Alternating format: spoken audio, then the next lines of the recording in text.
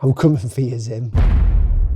A couple of weeks ago, we asked you if you had any questions. So today I'm doing a Q&A all about graphic design, the creative field. If you don't know, I'm Paterson. I've been a graphic designer for the past decade, specializing in brand identity, branding and logos, things like that. I own a design agency and I make these videos helping you guys out with the whole design thing. Before we get into the video, please press that subscribe button. We are nearly at 1 million, so please subscribe. So let's get to the first question. Hi Will, I know you use Adobe professionally, but what do you think about the Affinity apps? I recently had to switch because I couldn't afford Adobe and the newest updates kept bringing my computer to its knees. Do you think designers that use Affinity have a chance of finding a job? Yes. Over the past few months, I've been using Affinity more often than not. For those of you that don't know, Affinity is a design app, just like all the other ones that you would normally use. However, it's a non-subscription app, a one-time app purchase. They have Affinity Designer, Affinity Publisher, and Photo. I'll leave links in the description below for you to go and check out Affinity and to get a free trial. But the reason I love it is because it's native to the iPad. So I can do everything on my iPad natively now that I could only do on my MacBooks a couple of years ago. Being a good designer isn't about the tools that you use. You can use whatever software. Software is only less than 10% of design. It's just a tool to get your ideas out there. So keep that in mind. Here's a question from Threads. In your opinion, what is a good way to find clients outside the platform? So first of all, being a designer can be quite tricky, especially in the age now that we live in. We live on a social media age where everyone's work is everywhere. Everyone's trying to get attention. The freelance industry is really tough because not only do you have to kind of make a name for yourself, but you have to get client work as well. So you have to have the good work and make a name. The best way I would tell you to get clients is to, number one, make a name for yourself either in your work. So your work could be quite different, segmented. You can stand out from the crowd, and you can stand out from the crowd to make a name for yourself by simply having a very specific design style. You could either have an online presence where you teach people, that's kind of what we've done over the years, or you could design for a specific industry. What is a good way to market your business if it's just you, but you still want to appeal to bigger businesses? This is a big one because back in the day when I started out, I was just a freelancer and we kind of fell into the whole agency model. By agency, I mean we have other people working on larger projects with us or in-house to achieve the goals of the client. So the best way that I can think of to explain this is using our own sort of method. Number one, show your process. You'll notice that in a lot of our videos, we just show our process, the thing that people don't see. Have you ever seen those cooking shows? You don't just look at the food at the end. You're mesmerized by the food at the end, but what you really like is the behind the scenes of how they got there. So that's the most interesting part. So showing the behind the scenes and the process on your portfolio. Obviously creating a portfolio that stands out, that shows your own personality, because remember, you're not a business, you're an individual if you're just a solo creator. So showing your personality is a huge part. And if you're working for larger businesses, remember, it's easy just to keep them on board with you, to keep them as your client. It's always easier to keep a client than find a new one. How do I make my work more visible to the right people? You can simply target the industry or client. Easy as that. As I said before, you don't target a specific need, you target a certain person. There's a lot of industries right now, and the easiest way to find a client is to specialize in their needs, not in what you can do. Another big thing you can do that can get a bit of attention is to write case studies. On your portfolio, there should be an area for a lot of designers to write case studies. That could be how you started a project and some of the problems within the project that didn't work out. And you basically take them on this story of why something that you did didn't work out, and then how you got to the point of where the logo was finished and the client was happy. Could you beat Zim Mayfield in a bare knuckle boxing match? Easily. I'm British, I could just knock him out. Not saying that I would, because I love Zim. How can I fight him? I'm coming for you, Zim. Next question, how to sharpen idea generation skills. So how do you get better at generating ideas? This is one that is tricky for a lot of people because blank paper sucks. It's just blank, and anything you create on there always seems terrible. Now, no matter how good you are at generating ideas in comparison to other people, you'll always want to know how to generate an idea someone else had. An idea starts off with a basic shape. or just a basic few shapes and essentially mashing them together. So something that I do and that I teach over at logolaunch.com, we teach a method on there called 10 ideas in 10 minutes. This is what you need to do. Get a piece of paper with a pencil, no eraser. Have your brief in front of you and make sure that you've read through the brief, make sure you've done your mood board, and then start sketching any ideas. But have a timer for 10 minutes on, and you have to create 10 ideas or 20 ideas in 10 minutes without erasing. Another way to generate ideas is mind mapping. Logo design can be quite visual, but sometimes we need a new method, a non-visual method, a more literacy focused method to connect the dots. So we also teach mind mapping, and there's videos on my channel where I'll try and link down below where I explain how mind mapping can really help generate ideas as a logo designer. Are you a Jedi or a Sith Lord? Neither, you nerd. Sorry. No, I'm neither. I haven't even watched all the Star Wars. I've lived a sheltered life. Okay, how do you handle the situation when clients demand things out of the brief? I have a client who I'm working for a logo design, but after a few days of intense work, he told me that he's changing the name of the brand and that the logo you're designing is changing basically. I'm creating conceptual designs for the logo and I can easily change the brand name, but what if a situation gets worse? With any future clients, please give your words of advice. First of all, this is why we have contracts and paperwork. That outlines the expectation for you and the client. The most important thing we need to get before we start working for a client is our relationship right. We need to know what they can expect from us and they need to know what we expect from them. So that's why we have paperwork. Don't let it be sounding too corporate. It is essentially just an agreement where we say, yeah, I'm going to design you maybe 2 or 3 ideas or a logo, which will feature 4 concepts. I need you to be timely with feedback. I will be timely in my responses to you. Essentially, give and take. It just outlines the whole expectation. Now, one of the things that we need to put in there is an expectation on changes or amendments. So if a client does turn around, which sometimes they will, and say, look, we've decided that we need to go in a new direction, that changes the brief. So if it changes the whole brief and the scope of the work, therefore you need to be paid more. This is also why it's really important to have deposits. So when we work with any client, we will normally require a 50% deposit before we start work. What this does is it means that 50% of the money has been handed over to us and they're holding the rest of the 50. This makes us completely even Stevens because they only paid the last 50 when the work is complete, and I'll only give them the files once they paid the last 50.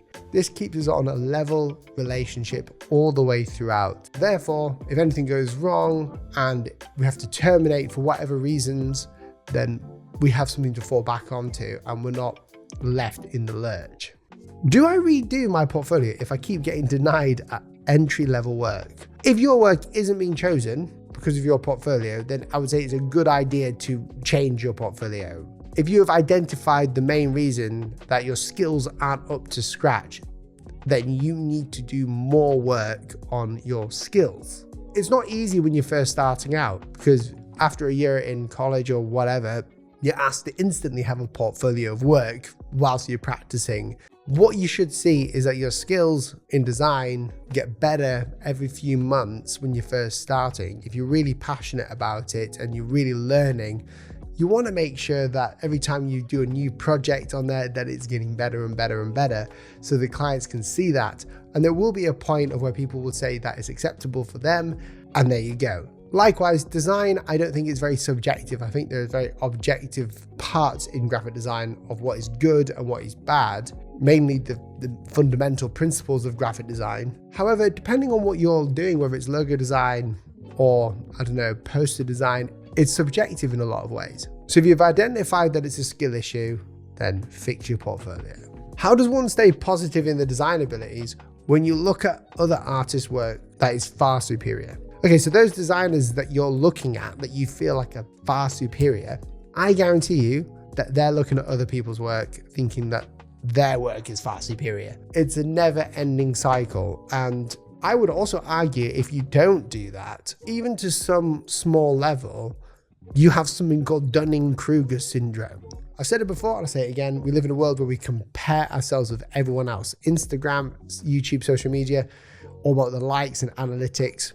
We're always comparing successes to other people's successes We all know our failures. You don't know my failures, but you know my successes. So you're always going to compare with that. I am doing the same thing, and so is that other guy that you're looking up to, whoever it is.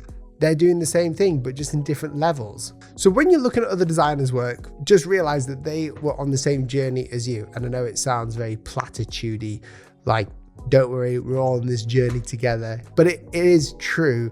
We all started somewhere. You also ask if it's important to find a niche and stay in that subject to have a successful career.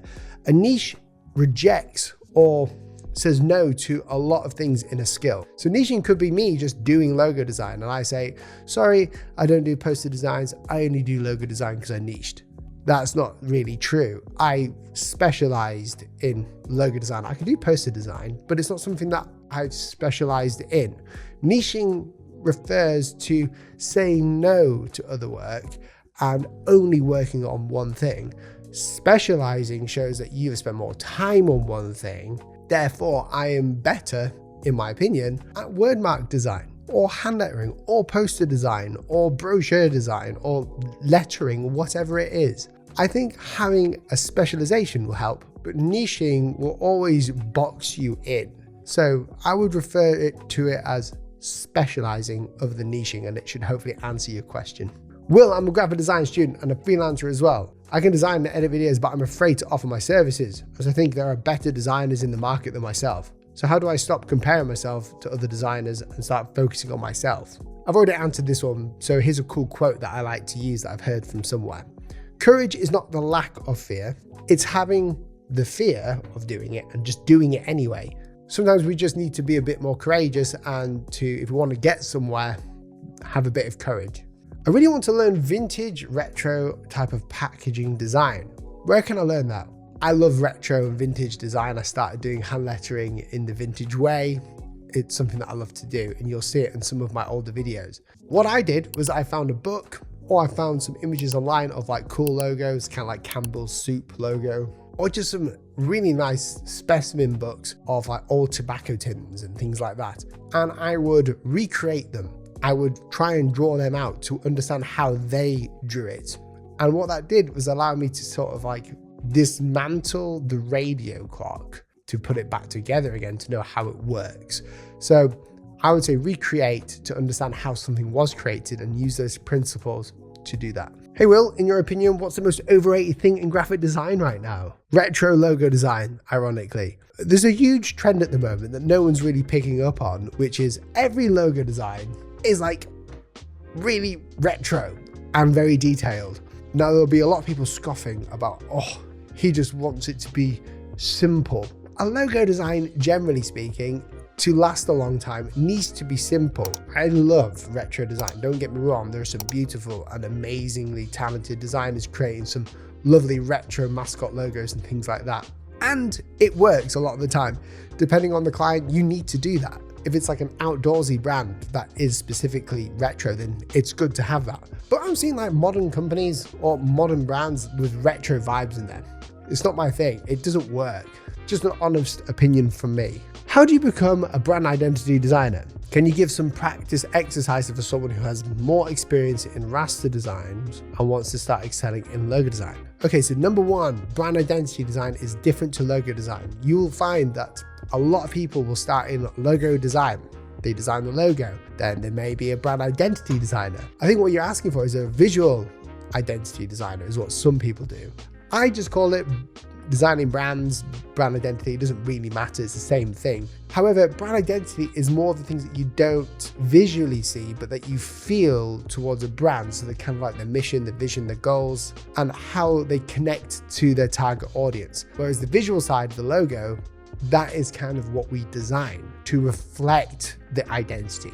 I would read a book called The Brand Gap if you were just learning how to get into designing visual identities for brands. But it's also really important to learn how brands work and the sort of tribal nature of humanity and why brands do the things they do. So read case studies, read any book you can find on branding. Follow Chris Do, for instance. He has got some amazing videos on the future for you to follow and to learn from to understand the kind of intricacies of brand strategy. And that's a whole new kettle of fish that we won't get into.